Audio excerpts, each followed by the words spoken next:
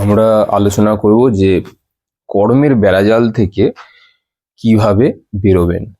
এটা শুরু করার আগে বলে রাখি, এই গোটা মাস জুড়ে ভালো মানুষের সাথে কি কি খারাপ হয় এবং তাদের সাথে করে আসা অন্যায়ের পরিণতি কি হতে পারে এবং কর্মফল, এই গোটা মাস জুড়েই আমাদের আলোচনা করা হবে। তো সবাই সঙ্গে থাকবেন। চলুন শুরু করা যাক। প্রথমে বলে রাখি, কর্মে বেড়াজাল থেকে বেরোবার জন্য আমাদের ঠাকুর শ্রী রামকৃষ্ণ একটি খুব ভালো একটা কথা বলেছিলেন। জানি না আপনারা কে জানেন। উনি বলেছিলেন, ঈশ্বর তো আমাদের এই দুটি হাত দিয়েছে, একটি হাত দিয়ে জগৎ সংসারের যা কাজ করবার সেটিকে করুন এবং অপর হাত দিয়ে ঈশ্বরকে ধরে রাখবেন। জগৎ সংসারের কাজ যেমনি শেষ হবে এক হাতের কাজ, তখনই যে হাতটা দিয়ে ঈশ্বরের পায়ে ধরে রেখেছেন, অমনি সেই হাতটা তো ধরাই রয়েছে আগে থেকে, তাই না? তো সংসারের কাজ শেষ হলে ওই আরেকটা হাত দিয়েও ঈশ্বরের পায়ে জড়িয়ে ধরুন, তাহলেই আপনার মুক্তি হয়ে যাবে। কত সুন্দর একটি কথা বলে দিয়ে গেছেন। এইবার ব্যাপারটা হচ্ছে, আমাদের সংসারে থাকতে গেলে পরে অনেক কাজকর্ম করতে হয়। এবার কাজকর্ম হয়ে গেলে পরে দিনের শেষে দাওয়ায় বসে যদি একটি ঈশ্বরের নাম জপ করতে পারেন বা ঈশ্বরের নাম গান করতে পারেন, সংকীর্তন বা অ্যাটলিস্ট সারাদিন কাজের মাধ্যমে যখন করছেন একটু যদি তার কথা চিন্তাও করেন, তাহলেও আপনার কিন্তু অনেক দূর আপনার আত্মার উন্নতি হবে। শুধু তাই নয়, আপনি কর্মের চক্কর থেকে কিন্তু বেরিয়েও আসতে পারবেন। মানে কর্ম প্রারব্ধ, এগুলো তো আপনি পাল্টাতে পারবেন না, তাই এগুলো তো আপনাকে জ্বালাবেই, কিন্তু সেগুলোর আঁচড় আপনার মনে বসবে না। বিশ্বাস করুন, মনে বুঝবে না। এই যে ঠাকুর বলে গেছেন, একটি হাত দিয়ে ঈশ্বরকে ধরে রাখতে এবং অপর হাত দিয়ে কাজ করতে, এবং কাজ শেষ হলেই আরেকটা হাত মানে দু হাত লাগিয়ে দিয়ে ঈশ্বরকে ধরে নিতে। কিন্তু আমাদের অনেকে বলে বুড়ো বয়সে আমরা নাম জপ করব, বুড়ো বয়সে আমরা ক্রিয়া করব। কিন্তু কথা হলো, আপনার শরীর এবং মন ইয়াং বয়সে, মানে যখন আপনি যুবক বা যুবতী থাকবেন, তখন যদি আপনার মন পরিণত না হয়, আপনি বুড়ো বয়সে আর নিজেকে কন্ট্রোল করে রাখতে পারবেন না। আপনি দেখবেন যে বুড়ো বয়স এলেই মানুষ নিজের মধ্যে বকবক করতে আরম্ভ শুরু করে দেয় এবং তাকে আমরা কেউ কন্ট্রোল করতে পারি না। অনেক আবুল তাবুল কথা বলে থাকেন তারা। আমরা ভাবি তারা শিশুর মতন হয়ে গেছে, একদমই তাই। তখন তাদের পুরো গোটা বডিটাই, মানে 70-80% সাবকনসিয়াস মাইন্ড তাদেরকে চালনা করতে থাকে। এবার কি রকম ধরনের সাবকনসিয়াস মাইন্ড তাদেরকে চালনা করতে থাকে? এই যে তারা গোটা জীবনে, মানে গোটা ধরুন 40 থেকে 45 বছর পর্যন্ত তাদের কি কি কর্ম ছিল, তাদের মানসিক কি কি বিকার ছিল, এগুলো দিয়ে তারা চালিত হতে থাকে।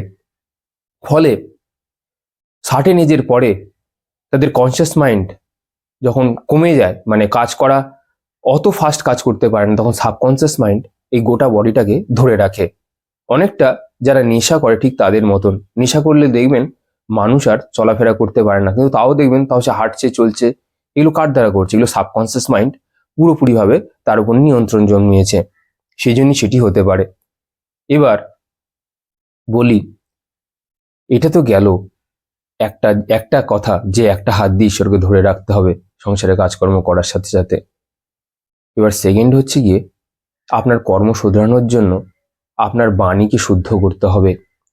লোককে আজে বাজে কথা বলা, গালিগালাজ করা, এগুলো আপনার পুরনো কর্ম তো নাশ করবেই না, উল্টে আরো নতুন খারাপ কর্মের ভান্ডার তৈরি হবে, সঞ্চিত কর্মের ভান্ডারে। এবং সেখান থেকে আবার প্রারব্ধ লেখা হবে। আবার যখন ফিরে আসবেন, আবার জন্মাবেন কোনো কষ্টের কোনো জায়গাতে, কোনো দরিদ্র ঘরে, লেখাপড়া করতে ঠিক মতন পারবেন না, সেসব জায়গায় সুযোগ সুবিধাগুলো সমস্ত নাশ হয়ে যাবে বা বন্ধ হয়ে যাবে। এগুলো হতেই পারে, তো সেদিকে খেয়াল রাখতে পারবেন। 3 নম্বর হচ্ছে গিয়ে, আপনাকে ক্ষমা করা শিখতে হবে। যেরকম ধরুন, আমার সাথে ধরুন অনেকেই অনেক অন্যায় করেছে, বা আমিও হয়তো কাউকে কোনো খারাপ কথা হয়তো বলেছি কোনো এক সময়। তাদেরকে মন থেকে ধ্যানে বসে সরি চাইতে হবে এবং এটাও বলতে হবে যে তোমরাও যে আমার সাথে যে খারাপ করেছো বা যা অন্যায় হয়েছে, সব ঋণ আমাদের চুকে বুকে গেল। তোমার প্রতি আমার আর কোনো অ্যাঙ্গার্স নেই, কোনো গ্রিড নেই, কোনো খারাপ অনুশোচনা নেই। তুমিও মুক্ত, আমিও মুক্ত। এই যে এইগুলো যে প্রকৃতিকে বলা, অ্যাফার্মেশনস গুলো, এগুলো বলতে হবে। পরের নেক্সট হচ্ছে আপনাকে সবসময় মাথায় রাখতে হবে যে আমি আমার দিনে যা যা কাজকর্মগুলো করছি সেগুলো আমাকে কর্মযোগ্য হিসেবে করতে হবে। মানে আপনাকে কর্মযোগী হতে হবে। কর্মযোগ্য কিভাবে করবেন? এতে কর্মযোগে পুরো পরিষ্কার লেখা আছে যে আপনি যা যা কাজকর্মগুলো করবেন সেইগুলো যোগ্য মনে করে করবেন, আহুতি দিবেন সেই যজ্ঞের মধ্যে আপনার কর্মকে। মানে এই জগৎ সংসারের যা কাজকর্ম আপনাকে দিয়ে আপনি করছেন, এটা আমি করছি না। আমি একটি যন্ত্র, যন্ত্রী উপরে বসে আছে, সেই যন্ত্রী এই যন্ত্রকে দিয়ে যা কাজকর্মগুলো করিয়ে নিচ্ছে। আমি এক নিমিত্ত মাত্র। আজকে শরীর আছে, কালকে সকালবেলা উঠে আমি ভোরের সকাল দেখতে পাবো কিনা সেটাও আমার ঠিক জানা নেই। হতে পারে আমি আর হয়তো উঠলাম না, কিন্তু তারপরেও আপনি না থাকলেও সূর্য কিন্তু উঠবে, বাতাস কিন্তু বইবে, পাখিরা কিন্তু তাদের কোলাহল করবে, জলের স্রোত অবিরাম গতিতে বয়ে চলবে। তাই নিজেকে ইম্পর্টেন্ট মনে করাটা এবার আস্তে আস্তে ছাড়তে হবে। আমরা নিজেকে খুব বড় ভাবি, তাই জন্যে আমরা আমাদের যে ইগো সত্তাটা আছে, বড় আই, এটাকে ঠিক মতন ছাড়তে পারি না বা ঠিক মতন ম্যানেজ করতে পারি না। ফলে আমাদের জীবনে আরো যে সমস্ত খারাপ জিনিসগুলো হয় এইটার কারণেই হয়ে থাকে। আমরা নিজেকে সব জায়গাতে খুব বড় বড় মাতব্বর ভাবি। আমরা মনে করি আমরা ছাড়া জগৎ সংসার বোধহয় চলবে না। বুঝতে হবে এই গোটা সংসারে একদম বড় গ্যালাক্সির উপরে দিয়ে যদি যাই, একদম পৃথিবী ছাড়িয়ে, আপনাকে খুঁজে পর্যন্ত পাওয়া যাবে না। এই বোধ যেদিন আপনার উদয় হবে সেদিন বুঝবেন যে আমি কিচ্ছু নই। আমার সাথে আর আমার বাড়ির সামনে যে কাকটি বসে রয়েছে আমাকে দেখছে, তার সাথে আমার কোনো আসলে তফাৎ নেই। সেও একটা শরীর ধারণ করিয়েছে, আমাকেও একটি শরীর দিয়েছে। খালি কনসিয়াসনেসের তফাৎ, ডাইমেনশনের তফাৎ, কিছু চক্র অ্যাক্টিভেশন এবং ডিঅ্যাক্টিভেশনের তফাৎ। বাকি সব এক। প্রকৃতিও তাকে একটি শরীর দিয়েছে, আমাকেও একটি শরীর দিয়েছে। সে তার কর্ম করছে কোনো এক জনিতে বসে, আমিও এক আমার কোনো কর্ম করতে আমাকে পাঠিয়েছে এক মনুষ্য জনির মধ্যে দিয়ে। এবং বলে রাখা ভালো, আমরা এখানে সবাই প্রারব্ধ কর্ম কাটতে এসেছি। সঞ্চিত থেকে যে অ্যালোটেড কর্ম যেটা দেওয়া হয়েছে, ঠিক এবং ভুল নির্বাচন অনুসারে আমাদের জন্ম হয়েছে। সেই রকম অনুযায়ী আমরা আমাদের মাতা পিতাকেও তাই পেয়েছি। অনেকে বলবেন আমার মাতা পিতা তো আমার সাথে এই করে ওই করে, এই জন্যই করে আমাদের সাথে, কারণ আমাদের কর্মগুলোর কোনো এক সময় ঠিক ছিল না। আবার অনেক সময় কোনো ভালো আত্মাকেও খারাপ ঘরে জন্ম দেওয়া হয়। এই কারণেই দেওয়া হয় যাতে সে খারাপ যত সে পাবে তত সে ঈশ্বরকে আরো বেশি করে চেপে ধরবে। এটা তার চয়েস, এটা তার ইচ্ছা যে আমি যত খারাপ সিচুয়েশনের মধ্যে দিয়ে যাব, যত অভাব অনটন মধ্যে দিয়ে যাব, তত আমি ঈশ্বরকে আরো বেশি আঁকড়ে ধরে রাখতে পারবো। আমি তার কথা ভুলবো না। আমি যে কথা দিয়ে এই জগৎ সংসার এসেছি মায়ের গর্ভ থেকে, যে আমি বেরিয়ে আর তোমার কথা আর ভুলবো না, কিন্তু আমরা সবাই এসে নিজেকে হারিয়ে ফেলি এই সমাজের বুকে, হারিয়ে ফেলি এই সামাজিকতায়, হারিয়ে ফেলি দেখনদারিতে, হারিয়ে ফেলি মানুষের মান এবং অভিমানের জ্বালায়। তো এটা একটা পন্থা হলো, যেটা বললাম, এখান থেকে বেরিয়ে আসতে হবে। নেক্সট, আপনাকে জ্ঞান লাভ করতে হবে।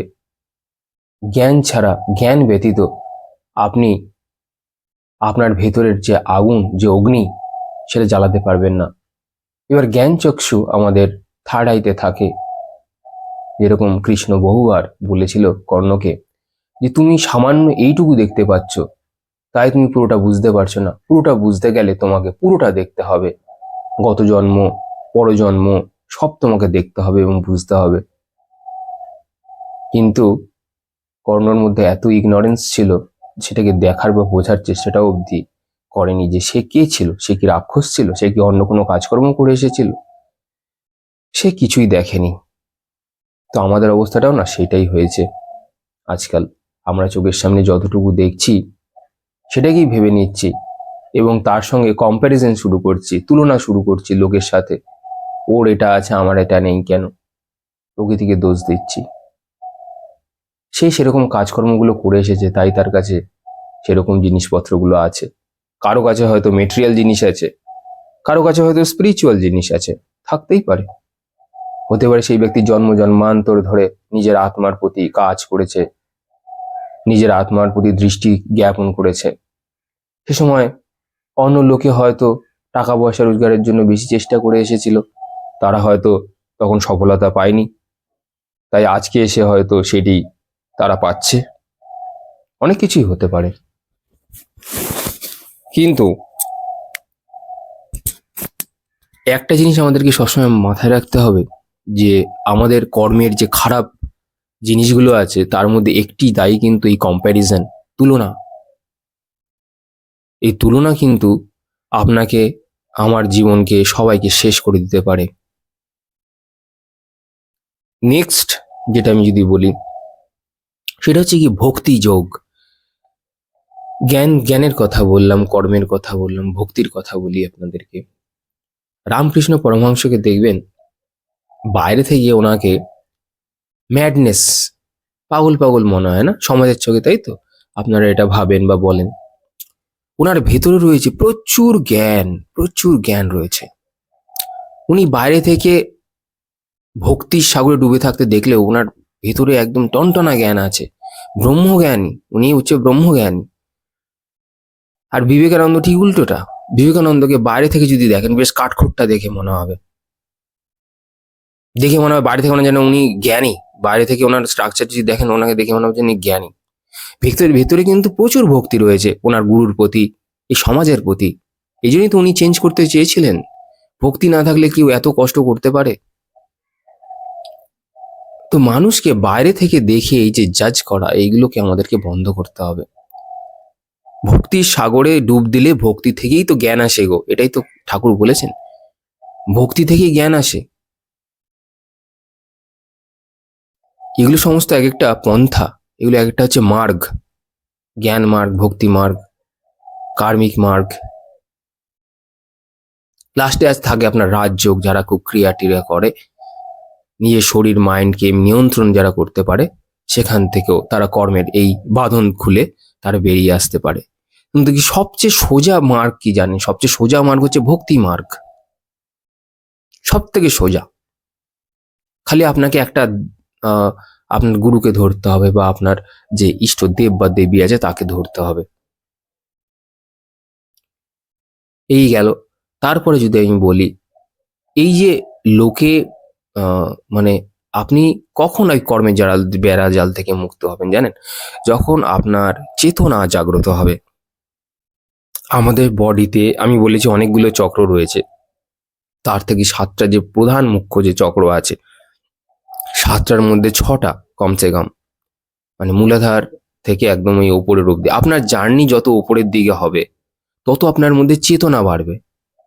একটা হয় কাঁচা বুদ্ধি, আর একটা হয় পাকা বুদ্ধি। কাঁচা বুদ্ধি, ধরুন এই যে আপনি আমার কথাগুলো শুনছেন, শুনে আপনি আপনার নিজেকে চেঞ্জ করবার চেষ্টা করবেন বলে ভাবছেন, এগুলো হচ্ছে কাঁচা বুদ্ধি। আর পাকা বুদ্ধি হচ্ছে কি, যার একদম ভেতরে গেঁথে গেছে, নট নরণচরণ। মানে যারা ধরুন ব্রহ্মচর্য যারা ধরুন প্র্যাকটিস করছে, তাদের সামনে কোনো খারাপ কিছু আসলে পরে তারা ভয় পেয়ে যাবে, এড়িয়ে যাবে, চলে যাবে। কিন্তু যারা অ্যাটলিস্ট যারা বুঝে গেছে ব্যাপারটা কি, অন্তর্নিহিত অর্থটা কি আছে, তাদের সামনে আপনি যাই করুন না কেন, তারা কিছুই তাদের যায় আসে না। এই উচ্চ মার্গের তন্ত্রের মধ্যে এগুলো থাকে, যে তারা, তাদেরকে আপনি আর ওভাবে প্রভাবিত করতে পারছেন না। তো আর একটা ব্যাপার, আপনাকে সবসময় নিজেকে প্রফুল্ল থাকতে হবে। প্রফুল্ল, প্রফুল্ল কথার অর্থ হচ্ছে গিয়ে সবসময় মন থেকে প্রফুল্ল। আপনি লোককে দেখান না যে আপনি খারাপ আছেন, হতেই পারে দেখান, কারণ লোকে তো এখন এমন হয়েছে আজকাল যে আপনি যদি ভালো থাকেন তো আপনার ভালোটা তো তারা দেখতে পারবে না, উল্টে আপনাকে আরো জ্বালাতন করবার চেষ্টা করবে, যারা বিশেষ করে এইসব সাধনা করে বা আহ, মানে এই পথ দিয়ে যারা আর কি হেঁটে চলেছে। তো মন থেকে না প্রফুল্ল থাকতে হবে, এবং প্রফুল্লটা থাকতে গেলে আপনাকে মনে করতে হবে ঈশ্বর আমাকে সবকিছু দিয়েছে, মানে আপনি যে কমপ্লিট, এটা কিন্তু আপনাকে ফিল করতে হবে, মানে অনুভব করতে হবে যে আপনি পুরোপুরি কমপ্লিট আছেন। আপনাকে যা দিয়েছে, যতটুকু দিয়েছে, আপনাকে এনাফ দিয়েছে প্রকৃতি। এই কমপ্লিটনেসটা আপনাকে নিজের মধ্যে কিন্তু তৈরি করতে হবে। মানে ধরুন আপনার কাছে কিছুই নেই এখন, তো আপনাকে এটাই মনে করতে হবে যে যতটুকু দিয়েছে আমি এইটুকুরই প্রাপ্য, এবং সেটা আমাকে ভালোবেসে দিয়েছে। কেউ যদি আপনাকে ভালোবেসে ব্যথা দেয়, মানে আমি প্রকৃতির কথা বলছি, মানুষের কথা বলছি না, মানুষ তার ভালোবেসে দেয় না, মানুষ দেয় আউট অফ জেলাসি, অ্যাঙ্গার, এগুলোতে দেয়, মানে জেলাস হয়ে আপনাকে ব্যথা দেয়।